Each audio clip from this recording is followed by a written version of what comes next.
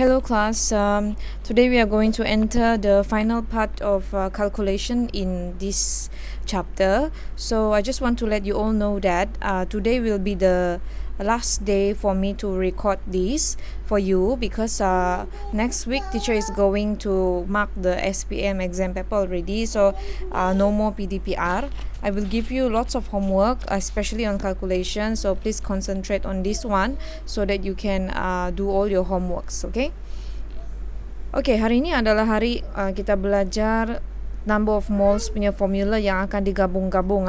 So dalam kita punya lesson yang lepas-lepas kita sudah belajar tentang bilangan mole atau number of mole tu boleh dicari sekiranya maklumat mass diberi, mass is given, ataupun maklumat number of particles diberi, ataupun bila maklumat volume of gas diberi atau diminta. So hari ini cikgu akan ajar kamu macam mana mau selesaikan soalan yang akan menggabungkan ke semua formula ini. Okay, dia akan gabungkan semua. So kamu sudah belajar number of mole ni ada 3. Cikgu tulis balik di bawah, okay, because itu adalah gabungan, raja dia gabungan, tapi sebenarnya dia berasal daripada ini yang asas dia, number of moles, and these are all the number of moles that you have learned, the formulas. So formulas of moles, okay, there are 3. Number 1, number of moles are equal to mass over molar mass. This one you have learned, the first one. Second, number of moles is equal to number of particles, okay, divided by Avogadro number. And then number 3, number of moles is equal to volume of gas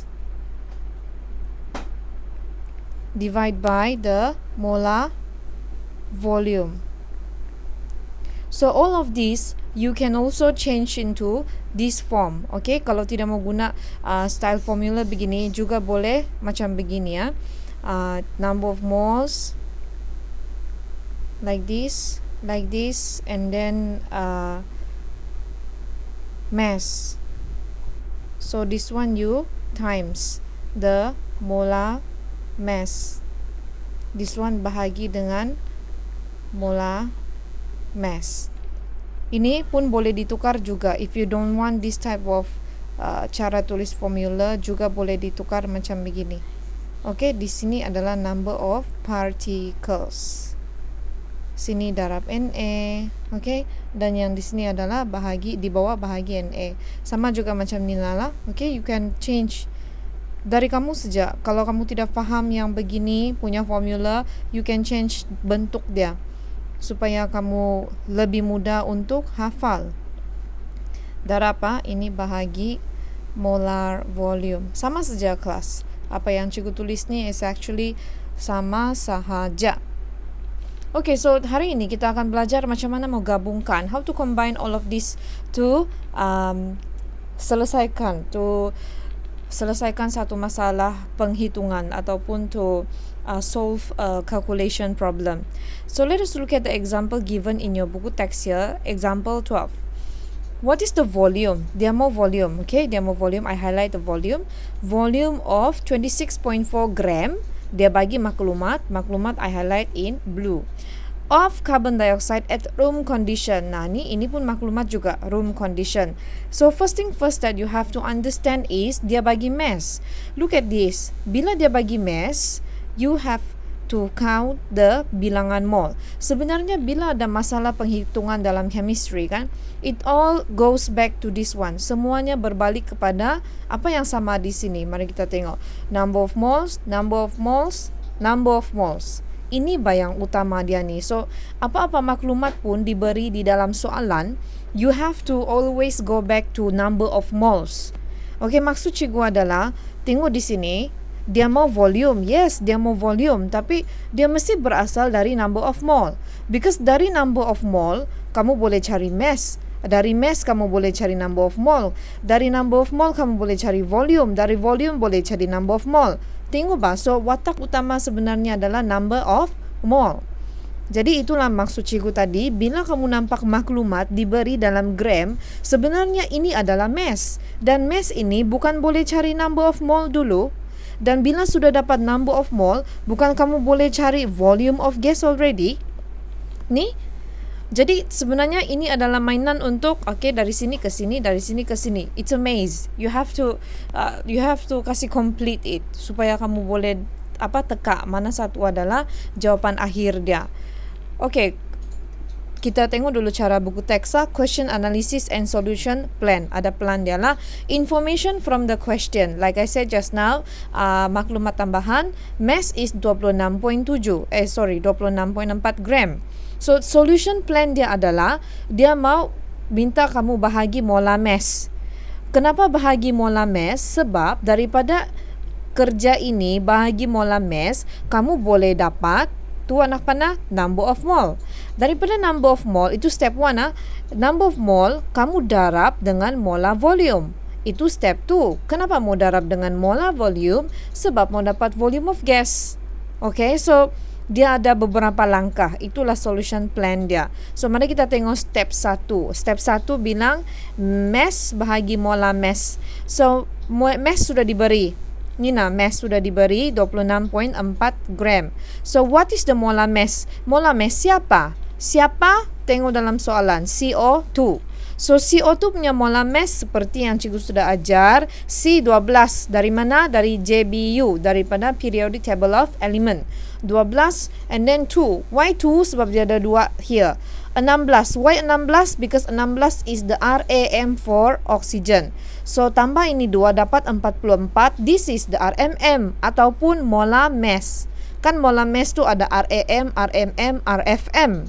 So ini adalah dia punya molar mass. Jadi 26.4 bahagi 44 gram per mol. Potong gram, dapatlah bilangan mol. Ini step 1, iaitu you need to convert the mass into number of moles. Step number 2. Let us go to step number 2. Step number 2, we want to find the volume of carbon dioxide gas. How to find is from the number of mole yang kamu dapat tadi, cari volume. So number of mole yang kamu dapat tadi adalah 0.6, right? And then you times the molar volume. And how dia tahu bahawa it's 24 cubic decimeter per mole?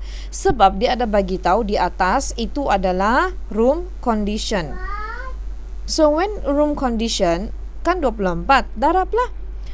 Bila darab, ingat mole dengan mole potong. Konsep matematik biasa, iaitu potong unit yang sama. Apa yang tertinggal adalah DM padu. So itulah isi padu gas carbon dioksida yang dicari-cari.